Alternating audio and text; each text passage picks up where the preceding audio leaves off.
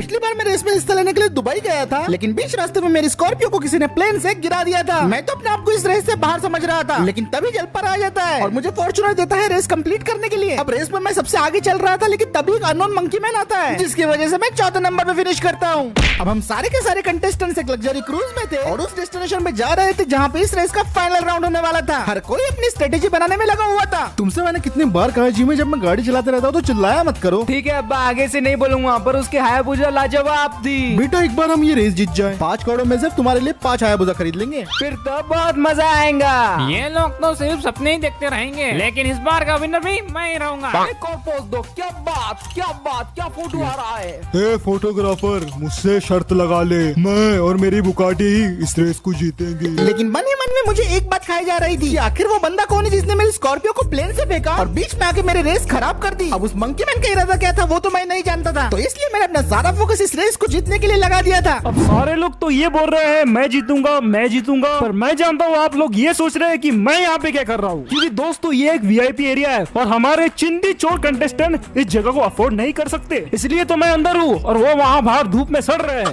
अब ये सब तो चलते ही रहेगा और अब हम आपसे मिलेंगे अपनी नेक्स्ट मंजिल पे। क्रूज से उतरने के बाद हम सारे के सारे कंटेस्टेंट्स बस में आ गए थे और हम सभी को आराम करने के लिए रिजॉर्ट लेके जाया जा रहा था, लेकिन डीजल वाली बस होने की वजह से मुझे यहाँ पे भी थोड़ी सी मोशन सिकनेस होने लग गई थी। और फिर लगभग आधा घंटे सफर करने के बाद हम फाइनली उस लग्जरी विला में पहुंच जाते हैं, जिसको देख के मेरे होश ही उड़ गए थे। रेस को शुरू होने में अभी काफी टाइम था, इसलिए तब तक सारे कंटेस्टेंट्स यहीं पे आराम करने वाले थे। ए फटाफट बस खाली करो, इसे वापस भी जाना है। सब लोग फिर बस से उतर गए थे और विला पहुंचते ही हमारा फोटोशूट शुरू हो गया था। ये रेस की शुरुआत तो 8 कंटेस्टेंट्स के साथ हुई थी, लेकिन अब सिर्फ और सिर्फ 4 बचे हैं, जब बार के बेटे को अगर छोड़ दिया जाए तो। लेकिन मुझे लग रहा था कि पिछली बार की तरह इस बार भी नए कंटेस्टेंट जरूर आएंगे। ए फोटोग्राफर, सबकी कम फोटो निकाल, रील का पैसा क्या तेरा बाप देगा। अब हमारा फोटोशूट कंप्लीट हो गया था और होस्ट हमें विला में जाने के लिए बोलते हैं, लेकिन जब मैं विला के अंदर जा रहा था तभी मुझे होस्ट बुला लेते हैं और मुझे बोलने लगते हैं, ओ भाई साहब आप कहाँ जा रहे हैं। मैं तो विला में आराम करने जा रहा हूँ, बाद में रेस में हिस्सा भी तो लेना है। तो भाई साहब उसके लिए गाड़ी लगती है, गाड़ी पिछली बार पता नहीं तुमने कहाँ से फॉर्च्यूनर ला ली थी, पर अब तो वो भी नहीं है। मैं उन्हें बोलता हूँ कि दुबई वाली रेस खत्म होने के बाद जलपर उस फॉर्च्यूनर को अपने साथ वापस लेके चला गया था, तो ये सुन के वो बोलने लगते हैं, ये फैंटेसी की दुनिया मुझे मत बता, देख मैं सीधा बता रहा हूँ 5 घंटे के अंदर रेस शुरू होगी, तब तक कोई भी गाड़ी का इंतजाम करो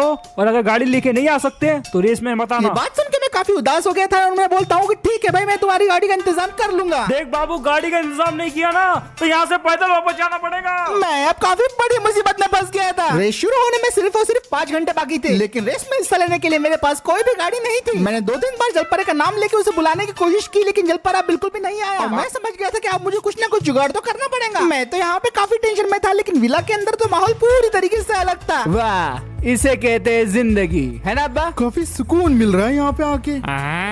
क्या बात है, क्या साफ पानी और ठंडा, मजा आ गई। जब मैं जीत जाऊंगा ना, मैं इससे भी बड़ा बंगला बनाऊंगा। अब सारे कंटेस्टेंट्स यहाँ पे विला में मौज मस्ती कर रहे थे, लेकिन बाहर खड़े होके मैं ये सोच रहा था कि आखिरकार गाड़ी का जुगाड़ किया तो किया कैसे जाए। और तभी मेरे दिमाग में ख्याल आया कि मुझे एक शहर का चक्कर लगा के आना चाहिए। मैं कड़कड़ाते हुए धूप में अपनी गाड़ी का जुगाड़ करने के लिए निकल पड़ता हूँ। मुझे लग रहा था कि कोई ना कोई गाड़ी तो मुझे मिल ही जाएंगी, लेकिन जैसा मैंने सोचा था ये उससे कहीं ज्यादा मुश्किल था। चलते चलते 5 किलोमीटर हो गए थे, लेकिन कोई भी ढंग की गाड़ी नहीं मिली। और जब मैं एक बस्ती की तरफ से जा रहा था तब मेरे पैर अचानक से रुक जाते हैं, क्योंकि मुझे एक जाना पहचाना चेहरा नजर आता है और ये कोई और नहीं बल्कि बबलू मैकेनिक था। वो सामने वहाँ किसी से बात कर रहा था और उसे देख के मैं पूरी तरीके से हैरान था। अब मैं उसे देख रहा था तो वो मुझे नोटिस कर लेता है और मुझे बोलता है, अरे भाई आप यहाँ पे क्या कर रहे हो। मुझे देखते ही बबलू मैकेनिक तुरंत मेरे पास आ जाता है और मैं उसे बोलता हूँ, अरे बबलू भाई आप यहाँ पे क्या कर रहे हो। अरे भैया मैं तो छुट्टियां मनाने को आया था यहाँ पे। पर तुम यहाँ पे क्या कर रहे हो भैया, और ऊपर से उदास भी हो भैया, क्या हो गया तुमको। ये सुनने के बाद मैं बबलू मैकेनिक को अपनी सारी सिचुएशन एक्सप्लेन कर देता हूँ और मेरी सारी बातों को गौर से सुनने के बाद बबलू मैकेनिक बोलने लगते हैं, हाँ भैया 5 घंटे के अंदर तुमको गाड़ी चाहिए। अब वैसे मेरे पास तो कोई गाड़ी नहीं है, लेकिन अपन करते हैं ना प्रबंध, आखिर अपन किंग ऑफ रेस्टोरेशन ना, चलो। फिर उसके बाद बबलू मैकेनिक चलने लगते हैं और मैं भी उनके पीछे पीछे जाने लगता हूँ। थोड़ी देर तक चलने और कुछ बस्तियों को पार करने के बाद बबलू मैकेनिक मुझे ले आते एक पुराने से स्क्रैप यार्ड में। वहाँ पे जाते ही मुझे उम्मीद की एक नई किरण नजर आई। यहाँ पे कई सारी पुरानी और एक्सीडेंटल कार्स थी और मैं सोच रहा था कि इनमें से किसी को रिस्टोर करके रेस के लिए इस्तेमाल कर लूंगा, लेकिन वहाँ पे काफी सारी गाड़ियों को चेक करने के बाद मुझे पता चलता है कि किसी गाड़ी की बॉडी पूरी तरीके से डैमेज है, किसी गाड़ी का तो इंजन एकदम खराब है, किसी गाड़ी के व्हील्स मिसिंग थे और कोई कार में तो पूरा के पूरा बॉडी शेल गायब था। और जिस गाड़ी के मैक्सिमम पार्ट सही थे उस गाड़ी पे बबलू मैकेनिक ने बोला कि इसे रिस्टोर करने में बहुत टाइम लग जाएगा। मुझे समझ में नहीं आ रहा था कि अब क्या किया जाए। तभी इतने में मेरी नजर स्क्रैप यार्ड के बैक साइड में जाती है और वहाँ पे मुझे गाड़ी जैसा कुछ दिखाई देता है। मैं फौरन भागते हुए बैक यार्ड में चला गया, लेकिन वहाँ पहुँचने के बाद मुझे पता चलता है कि ये तो एक पुराना सा ऑटो रिक्शा है और इसकी कंडीशन स्क्रैप यार्ड में रखी हुई बाकी गाड़ियों के मुकाबले काफी ज्यादा अच्छी थी। इतने में बबलू मैकेनिक भी उस ऑटो के पास रहते हैं और मुझे बोलने लगते हैं, ओ भाया यही चीज तो अपने को चाहिए। ये सुन के मैं बबलू मैकेनिक को बोलता हूँ, क्या आप पागल हो गए हो क्या, मैं इस ऑटो रिक्शा से रेस में हिस्सा कैसे लूंगा। तो ये सुन के बबलू मैकेनिक बोलते हैं, ओ भाया तुम फिक्र क्यों करते हो, इस ऑटो को ऐसा बनाएंगे कि तुमको ऑटोमेटिक रेस जिता देगा। बबलू मैकेनिक की बात सुन के मैं शॉक हो गया था। अब समझ में नहीं आ रहा था मैं क्या करूँ, लेकिन अभी रेस के लिए भी टाइम नहीं बचा हुआ था। अब सिर्फ 3 घंटे बचे थे रेस चालू होने के लिए और कोई दूसरी गाड़ी नहीं थी अपने पास। तो मैं बबलू मैकेनिक को हाँ बोल देता हूँ इस चीज के लिए। और फिर उसके बाद बबलू मैकेनिक और मैं ऑटो को लेके सामने आ जाते हैं स्क्रैप यार्ड के। और फिर बबलू मैकेनिक मुझे बोलने लगते हैं, हाँ तो भैया उस गाड़ी का इंजन निकालो, उस गाड़ी के चक्के निकालो, उस गाड़ी का एग्जॉस्ट निकालो, उस गाड़ी का ऑयल निकालो और भैया लग जाओ काम पे। और फिर इसी के बाद हमारे ऑटो रिस्टोरेशन का काम शुरू हो जाता है। सबसे पहले इसमें एक नया इंजन लगाने के लिए मैंने एक पास ही में खड़ी मसल कार का इंजन निकाल लिया, जो कि V6 पेट्रोल इंजन था, वो भी 200 हॉर्स पावर के साथ। इंजन के बाद हमने इसके चेसी और बॉडी शेल को फिक्स करना शुरू कर दिया था। फिर इसके अंदर नए वाले स्टील रिम्स लगाए गए और फिर ट्रांसमिशन को भी बिल्कुल परफेक्ट कर दिया गया था। ऑटो के मैकेनिक्स तो पूरे हो गए थे, लेकिन अभी वो दिखने में उतना अच्छा नहीं दिख रहा था। तो हमने इसके ऊपर जुगाड़ से थोड़ा पेंट मार दिया और अब हमारा ऑटो रेस के लिए तैयार था। ये दिखने में भले एक ऑटो रिक्शा लग रहा था, लेकिन इसके अंदर की ताकत एक मसल कार जितनी थी और ये सब पॉसिबल हुआ था बबलू मैकेनिक की वजह से। क्या बात है भाया, अब तो मैं बोल रहा ना तुम ही रेस को जीतने वाले हो। जल्दी से निकलो, आधा घंटा बचा है रेस को और आप ब्रह्मास्त्र इस्तेमाल करना बिल्कुल मत भूलना। अब मैं बबलू मैकेनिक को थैंक यू बोलता हूँ और उसके बाद अपने ऑटो में बैठ जाता हूँ और उसे स्टार्ट कर देता हूँ। और इसकी आइकॉनिक आवाज सुन के मेरी पुरानी यादें ताजा हो गई थी और फिर मैं ऑटो को लेके वहाँ से निकल पड़ता हूँ। शुरुआत में मुझे इसे चलाने में हल्की सी दिक्कत हो रही थी, क्योंकि इसके अंदर पावर तो बहुत ज्यादा था, लेकिन अभी भी हैंडल एक ऑटो रिक्शा के जैसे छोड़ा था। लेकिन फिर भी मैंने किसी तरह इसके ऊपर पूरा काबू पा लिया था और उसके बाद मैं सीधा निकल पड़ा रेसिंग ट्रैक की तरफ और कुछ ही देर में बस अब रेस शुरू होने वाली थी। तो दोस्तों आपका फिर से स्वागत है लाजवाब रेस के तीसरे और आखिरी पड़ाव में, जो कि होने जा रहा है गोवा में। और हमारे सारे खिलाड़ी तैयार हैं और मैं आपको बता दूं 3 नए खिलाड़ी भी ऐड हुए हैं। अब रेस में मैं ऑटो लेके आ तो गया था, लेकिन इस रेस को मैं जीत भी पाऊंगा या फिर नहीं, बस यही ख्याल चल रहा था मेरे दिमाग में। उस भिखारी को तो देखो, वो ऑटो लेके आ गया। इससे ज्यादा बेवकूफी वाली हरकत मैंने आज तक नहीं देखी। ये पागल रेस में ऑटो लेके आया ही क्यों? वो अपनी बेइज्जती करवाने आया है। गोटी हाँ मेरी जान, इस रेस को तो मैं ही जीतूंगा। अरे हम सिस्टम है, सिस्टम फाड़ के रख देंगे। ओए बड़ी बड़ी बात है, इसका सिस्टम तो मैं ही फाड़ूंगा। आज तेरा भाई इतने पटाखे फोड़ेगा कि किसी ने सोची ना होगी। अपने कान बचा के रखना हो। और मैं भी इस रेस के लिए पूरी तरीके से तैयार था और फिर आखिरकार हमारी रेस शुरू होती है। और जैसा कि मैंने सोचा था, ये शुरुआत से ही रेस काफी ज्यादा इंटेंस हो गई थी। मैं अपने ऑटो से बाकी सारे कंटेस्टेंट के साथ बने रहने की पूरी कोशिश कर रहा था। इस बार की रेस में तो शुरुआत में ही जब्बार ने अपनी लीड बना ली थी और वो अपने एंडेवर का फुल पावर इस्तेमाल कर रहा था, लेकिन ठीक उसी के पीछे चिरकुट पे लगा हुआ था। अब आएगा मजा। अब थोड़ी देर के बाद हम लोग मेन ट्रैक से निकल के जंगल में आ गए थे, जहाँ पे पूरा ऊबड़ खाबड़ कच्चा रास्ता था। यहाँ पे मेरे ऑटो को कंट्रोल करना ऑलरेडी काफी मुश्किल हो रहा था और ऊपर से ओमनी वाला मुझे ठोकने की कोशिश कर रहा था, जिससे मैं बड़ी मुश्किल से बचा। वो ओमनी वाला नया कंटेस्टेंट था। सबसे पहले तो उसने मुझे पीछे किया और उसके बाद उसने बुलेट वाले को भी पीछे कर दिया। उसने नंबर 4 पोजीशन गेन कर ली थी और अब वो लेजेंडर वाले को पीछे करने जा रहा था। कैसा लगा मेरी जान? बुलेट वाला तो ये देख के आग बबूला हो गया था। अभी फर्स्ट नंबर पे जब्बार चल रहा था, सेकंड पे चिरकुट, तीसरे पे स्टीव और फोर्थ पोजीशन के लिए लड़ाई शुरू हो गई थी ओमनी और लेजेंडर के बीच में। ओए सिस्टम पूरा हिला देगा। ओए अब इन ऊबड़ खाबड़ रास्तों की वजह से मेरा ऑटो कंट्रोल करना काफी ज्यादा मुश्किल हो गया था। पर सामने तो एक मोड़ का फायदा उठा के चिरकुट ने जब्बार को पीछे कर दिया था। हर बार की तरह चिरकुट ने इस बार भी लीड ले ली थी, लेकिन जब्बार इस बार चिरकुट को पूरा कंपटीशन दे रहा था और थोड़ा बहुत क्लैशेस करने के बाद जब्बार फिर से चिरकुट को पीछे कर देता है। और इन दोनों के ठीक पीछे लेजेंडर वाला था, जो स्टीव को पीछे करने की कोशिश में लगा हुआ था। स्टीव का हमेशा रिकॉर्ड रह चुका है कि वो सारी रेसेस में सबसे जीवट आदमी है और इन दोनों की क्लैश का फायदा उठा के ओमनी वाला आगे आ जाता है और लेजेंडर वाला बेचारा 5वें नंबर पे हो गया था। अब यहाँ पे मुझे थोड़ा सीधा रास्ता दिखा तो मैंने भी अपने ऑटो की स्पीड बढ़ा दी, लेकिन तभी लेजेंडर वाला फिर से आगे हो जाता है और मेरे सामने ओमनी आ गई थी। और उसके बाद मुझे सामने दिखाई देता है हमारा पहला इंटरसेक्शन। कंटेस्टेंट्स को इनमें से कोई एक रास्ता लेना होगा। जब्बार फटाक से राइट में घुस जाता है और चिरकुट जाता है लेफ्ट में और उसके बाद ओमनी, लेजेंडर और स्टीव अलग अलग रास्ते ले लेते हैं और मैं लेजेंडर का पीछा करते हुए पहुंच जाता हूँ राइट रास्ते पे। लेकिन ये तो मेरे लिए गलती थी। चिरकुट, ओमनी और स्टीव जिस रास्ते पे गए थे वो काफी स्मूथ था, लेकिन मैंने जो रास्ता चुना था वो हद से ज्यादा ऊबड़ खाबड़ था और लिटरली यहाँ पे मेरा ऑटो बहुत बुरी तरीके से उछल रहा था। अब जब्बार तो काफी आगे निकल गया था और चिरकुट सिर्फ उसके पीछे पीछे आ रहा था। ओमनी वाला और स्टीव तो स्मूथ रास्ते को एंजॉय करते हुए आ रहे थे, पर इंटरसेक्शन की दूसरी साइड में यहाँ पे मैं अपने ऑटो को बड़ी मुश्किल से कंट्रोल करते हुए लेके आ रहा था और इंटरसेक्शन पे मोड़ लेते टाइम मेरा ऑटो पलटते पलटते बच गया। और अब हम रेस के दूसरे पड़ाव में बढ़ रहे थे और अब पहाड़ी रास्ता शुरू होने वाला था और पहाड़ी रास्ते आने के बाद असली बसड़ बजना शुरू हो जाती है। सारे के सारे रेसर्स एक दूसरे से क्लैश कर रहे थे और बुलेट वाला सीधा लिटरली मेरे ऑटो के सामने चल रहा था और मुझे बिल्कुल भी आगे जाने नहीं दे रहा था। वो बुलेट वाला किसी भी तरीके से अपने पोजीशन को जाने नहीं देना चाहता था। ओए ऑटो वाले, तू वो के अंदर के आगे नहीं भाग सकता, ये ले मेरे फटाके, फाड़ फाड़ फाड़। ऊपर से लेजेंडर वाले ने भी पूरा रोड घेरा हुआ था और ये देख के मैं समझ गया था कि मुझे इनको पीछे करने के लिए सही मौके का इंतजार करना होगा। इधर चिरकुट यहाँ पे काफी ज्यादा बौखलाया हुआ था साले जब्बार। और जब्बार को पीछे करने की हर मुमकिन कोशिश कर रहा था। भगा भगा भगा अब्बा, वो चिरकुट बिल्कुल अपने पीछे ही है। चुप बैठो, मुझे ध्यान देने दो। अब्बा संभल के, उसे आगे जाने मत देना।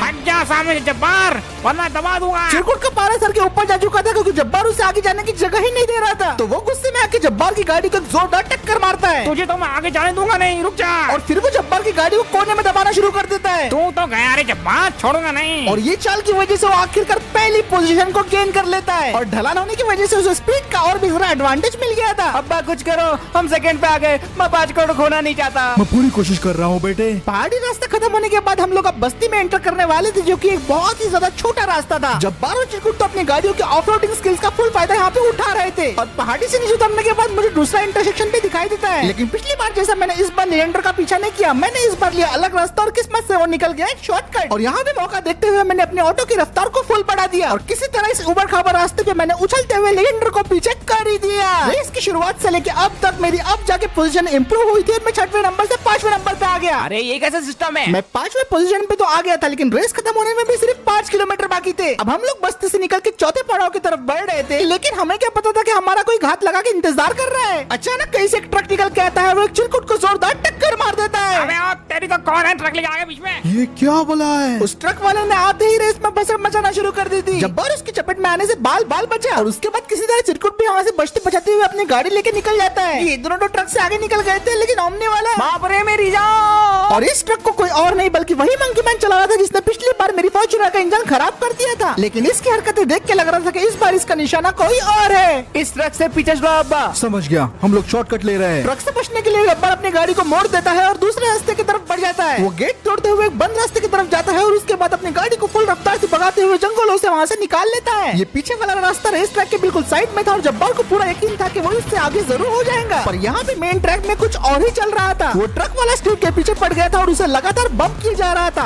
ठोक मत मुझे। फिर उसके बाद वो स्टीव की गाड़ी को धक्का देना शुरू कर देता है और उसे घसीटते हुए कोने में लेके जाता है जहाँ पे रैम जैसा कुछ था। अरे नहीं, क्या कर रहे हो? अरे नहीं, मेरी गाड़ी का बैलेंस। Oh my God! उस ट्रक वाले की वजह से स्टीव की गाड़ी रैम से जंप कर जाती है और स्टीव अनफॉर्चुनेटली पानी में गिर के रेस से बाहर हो जाता है। नहीं, मेरी बुगुटी, मेरा 5 करोड़ पानी में डूब गए। लगता है मुझे अपने वर्ल्ड में वापस जाना होगा। अब स्टीव को पानी में गिराने के बाद उस मंकी मैन का अगला निशाना था लेजेंडर वाला जो बिल्कुल ठीक उसके पीछे ही चल रहा था। अब वो मंकी मैन अपने ट्रक को लेजेंडर की तरफ लेके जाता है और उसे दबाने की कोशिश करता है। लेजेंडर वाला उससे बचने की भरपूर कोशिश कर रहा था लेकिन अनफॉर्चुनेटली उसका एक्सीडेंट हो जाता है। लेजेंडर हवा में उड़ जाती है और उस ट्रक का भी एक्सीडेंट हो जाता है। इस एक्सीडेंट के बाद वो मंकी मैन तो गायब हो गया था लेकिन अनफॉर्चुनेटली इसकी वजह से लेजेंडर वाला भी इस रेस से अब बाहर हो चुका था। सारा सिस्टम ही पलट गया रे। वो ट्रक तो अभी जा चुका था लेकिन मेरे सामने भी बुलेट वाला था जिसे मुझे पीछे करना था। फिलहाल तो ये बुलेट वाला दूसरे नंबर पे चल रहा था, मैं तीसरे नंबर पे और पहले नंबर पे चिरकुट था और रेस खत्म होने में 1.5 किलोमीटर से भी कम रह गया था। ये बुलेट वाला तो मुझे आगे जाने नहीं दे रहा था और रास्ता भी काफी उबड़ खाबड़ था लेकिन मैंने किसी की परवाह न करते हुए अपने ऑटो की स्पीड बढ़ाई और सही मौका देख के आखिरकार मैंने बुलेट वाले को पीछे कर ही दिया और मुझे मेरे सामने अब चिरकुट दिखाई दे रहा था। मैं सेकंड नंबर पे चल रहा था और वो फर्स्ट पे चल रहा था और रेस खत्म होने में अब लगभग सिर्फ 1 किलोमीटर बाकी था। अभी रास्ता बिल्कुल एकदम सीधा और स्मूथ था तो मैं भी अपने ऑटो को फुल रफ्तार में भगा रहा था लेकिन चिरकुट जैसे बंदे को पीछे करना इतना भी आसान नहीं होने वाला था। रेस खत्म होने में सिर्फ और सिर्फ 600 मीटर बाकी रह गए थे और मुझे समझ में आ गया था कि यही वक्त है ब्रह्मास्त्र को इस्तेमाल करने का, तो मैं वही करता हूँ।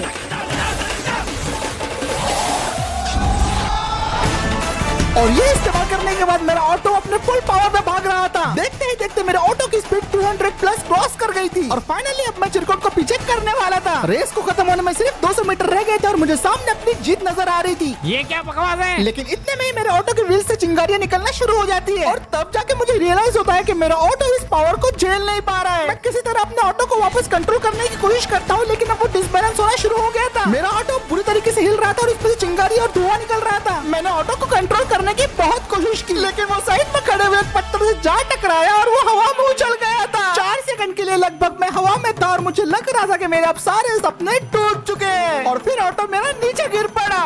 अब वो 5 करोड़ सिर्फ मेरे हैं। लेकिन पिक्चर अभी बाकी थी मेरे दोस्त। ये क्या हो रहा है, क्या हो रहा है ये? उस क्रैश की वजह से मेरा ऑटो पलटियां मारते मारते आगे बढ़ रहा था। मेरा ऑटो चिरकुट से आगे निकल गया था और 100 मीटर तक पलटियां मारने के बाद आखिरकार मेरे ऑटो ने पुलिस लाइन क्रॉस कर ली थी। लेकिन उसके बाद भी मेरा ऑटो पलटियां खा जा रहा था और उसके बाद वो पलटियां खाते खाते घास पे जा गिरा और उसके बाद मेरे ऑटो से छलांग लगा दी और मैं जमीन पे जा गिरा। मुझे तो मामूली खरोंच आई थी लेकिन ऑटो का बहुत बुरा हाल हो गया था। फिर उसके बाद मैं जमीन से उठा और अपने कपड़े वगैरह साफ किए, लेकिन अभी मेरे दिमाग में एक डाउट था कि मैं ये रेस जीता भी हूँ या फिर नहीं, और क्या जो मैंने अभी तक इतनी मेहनत की वो मेरी बेकार गई। तभी इतने मुझे अनाउंसर के पीछे से आवाज आती है। तो दोस्तों हमारी लाजवाब रेस खत्म हो चुकी है और हमारी रेस के विजेता है मिस्टर स्कॉर्पियो वाले भाई। मैं फाइनली विजेता बन ही गया। थोड़ी ही देर बाद बाकी सारे रेसर्स भी अपनी कार्स के साथ रेस को फिनिश कर लेते हैं। नहीं, मेरे 5 करोड़। मेरे ख्याल से मैंने जो रास्ता लिया था वो शॉर्टकट नहीं लॉन्ग कट था। अब्बा वो भिखारी नहीं, वो लेजेंड है, लेजेंड। हाँ मेरी जान, लगता है फिर से लोगों को किडनैप करना पड़ेगा। अरे मैं तो भूल ही गया था, पटाखे फोड़ने से स्पीड कम होती है। वाह वाह वाह, क्या बात है, क्या बात है। जोरदार तालियों से स्वागत कीजिए हमारे नए विनर का।